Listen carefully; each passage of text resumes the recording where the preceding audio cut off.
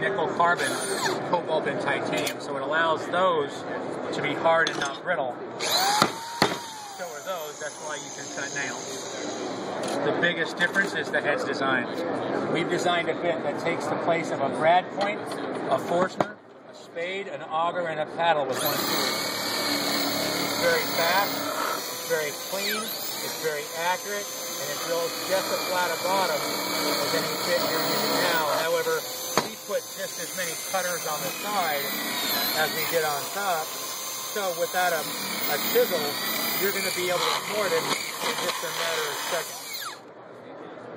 The patent on the blade are the spurs that are engineered backwards. So now you can actually take the bit around a corner.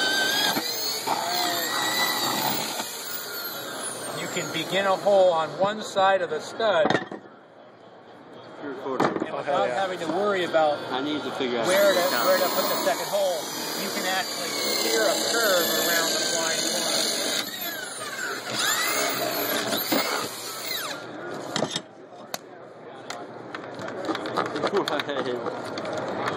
That's why we had to make them tough enough to cut nails. Yeah. Fiberglass, solid surface, cement board. You can keyhole, countersink, pocket hole.